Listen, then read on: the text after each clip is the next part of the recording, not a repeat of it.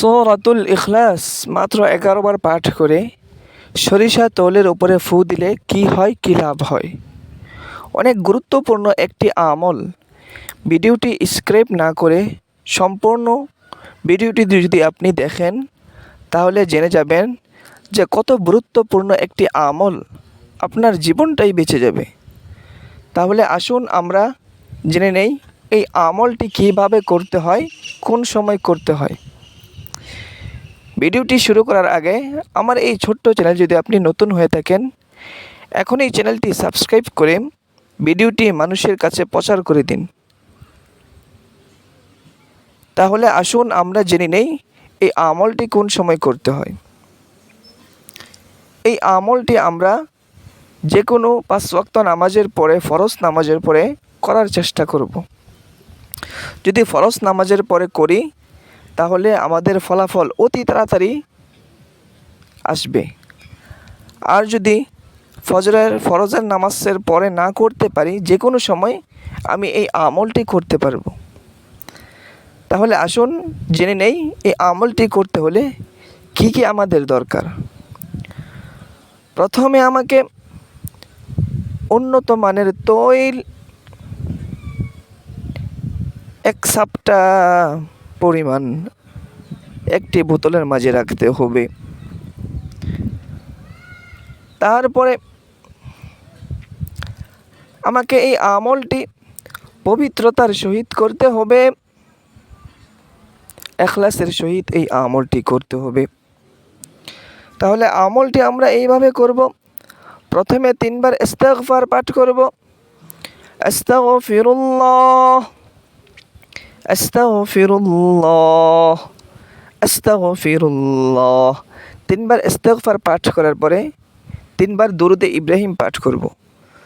আল্লাহুম্মা সাল্লি আলা মুহাম্মাদ ওয়া আলা আলি মুহাম্মাদ কামা সাল্লাইতা আলা ইব্রাহিম ওয়া আলা আলি ইব্রাহিম ইন্নাকা হামিদুম মাজিদ। اللهم بارك على محمد وعلى آل محمد كما باركت على إبراهيم وعلى آل إبراهيم إنك حميد مجيد।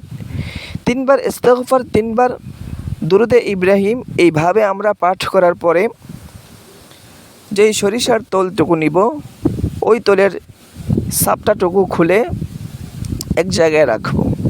তারপরে আমরা সূরাতুল ইখলাস পাঠ করব। আউযু বিল্লাহি মিনাশ শাইতানির রাজীম, বিসমিল্লাহির রহমানির রহিম। কুল হুয়াল্লাহু আহাদ, আল্লাহুস সামাদ, লাম ইয়ালিদ ওয়া লাম ইউলাদ ওয়া লাম ইয়াকুল লাহু কুফুয়ান আহাদ। একবার পাঠ করার পরে ওই সরিষার তৈলের উপরে আমি একটি ফু দিব। তারপরে আবার পাঠ করব। বিসমিল্লাহির রহমানির রহিম।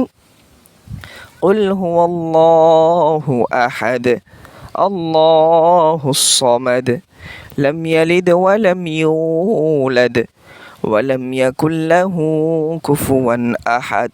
তারপরে আবার ওই তৌলের উপরে একটি ফু দিব। এরকমভাবে আমরা 11 বার সূরাতুল ইখলাস পাঠ করে 11টি ফু ওই সরিষার তৈলের উপর দিব। তারপরে আমরা সূরাতুল ফাতিহা 3 বার পাঠ করে 3টি ফু দিব। যেমন বিসমিল্লাহির রহমানির রহিম, আলহামদুলিল্লাহি রাব্বিল আলামিন, আর রহমানির রহিম, মালিকি ইয়াউমিদ্দিন, ইয়াকা না'বুদু ওয়া ইয়াকা নাস্তাঈন, ইহদিনাস সিরাতাল মুস্তাকিম, সিরাতাল লাযীনা আন'আমতা আলাইহিম গায়রিল মাগদুবি আলাইহিম ওয়ালাদ-দাল্লিন। সূরাতুল ফাতিহা একবার পাঠ করার পরে আরেকটি ফু দিব। এরকমভাবে সূরাতুল ফাতিহা 3 বার পাঠ করে 3টি ফু ওই তৌলের উপরে আমরা দিয়ে দিব। তারপরে আবার এই ছোট্ট দরুদ শরীফটি 3বার পাঠ করব। সাল্লাল্লাহু আলাইহি ওয়াসাল্লাম, সাল্লাল্লাহু আলাইহি ওয়াসাল্লাম, সাল্লাল্লাহু আলাইহি ওয়াসাল্লাম। এই দরুদটি পাঠ করার পরে 3বার পাঠ করার পরে আরেকটি ফু আমরা তৌলের মাঝে দিয়ে দিব। এরকমভাবে আমাদের মোট 15টি ফু দেওয়া হবে। এখন আমাদের আমলটি সম্পূর্ণ হয়ে গেছে। তাহলে আসুন এখন জেনে নেই এই তেলটা কাকে ব্যবহার করব এবং কীভাবে ব্যবহার করব।